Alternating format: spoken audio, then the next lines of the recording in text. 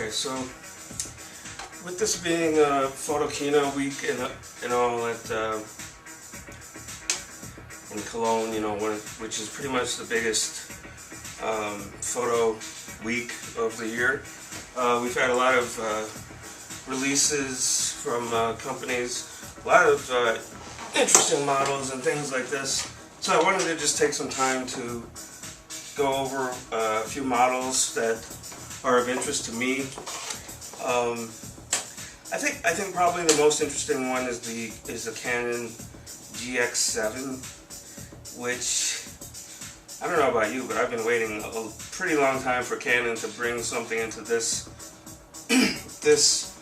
group, which is it's aimed squarely at the Sony RX100 series.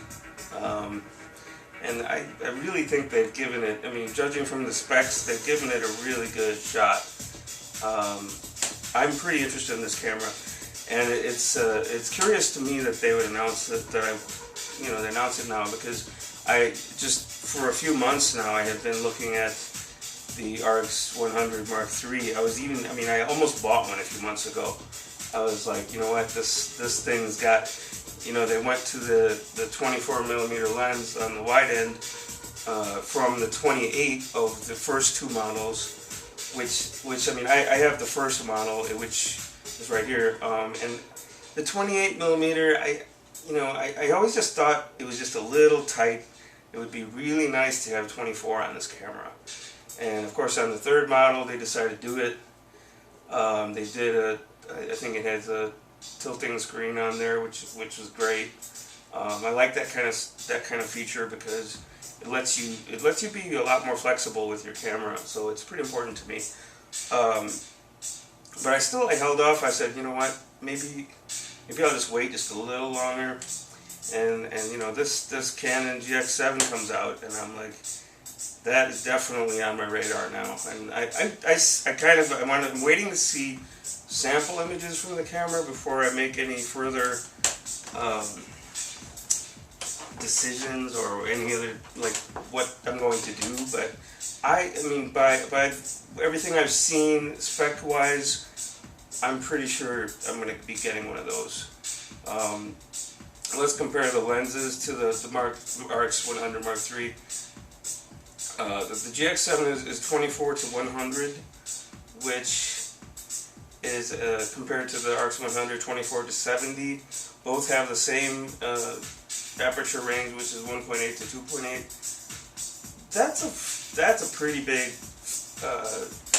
difference in favor of Canon there, in my opinion. So I'm happy about that. That's definitely a good thing.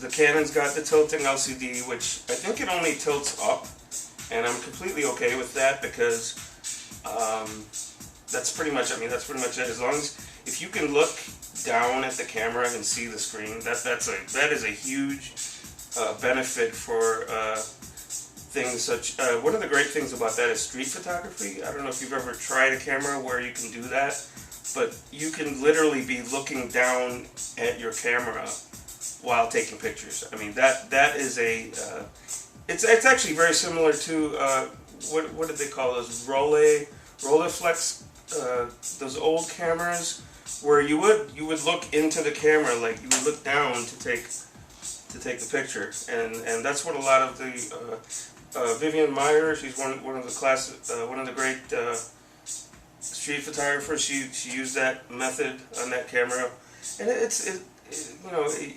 when you shoot a camera like that, that way you get an appreciation for that kind of thing. I actually have my first digital camera was a Nikon. It was called the Coolpix 4500, which some of you may remember. It was it's got a swivel on there. You know what? I'm gonna go get it. It's right over here.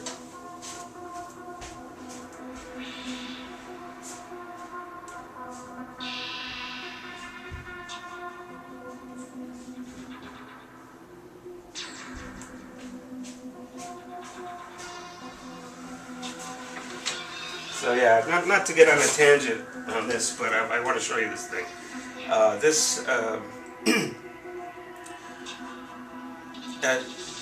You could swivel this thing. So what it means is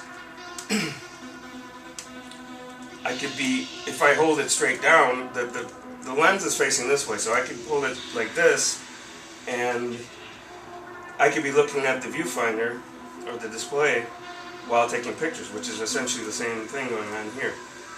This was one of my favorite cameras actually. It's 4 megapixels. Excuse me. Nice camera. Okay. Anyway, so that's what I like about tiltable LCD, and I'm so happy to see companies embracing that on their new models coming out here. I want to see that on more DSLRs. I'm kind of annoyed at what it's not on the 7D Mark II, which was announced this week also.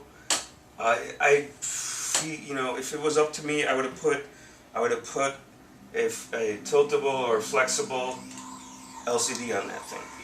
I mean, the 70D has it. I really think the 7D Mark II should have had it.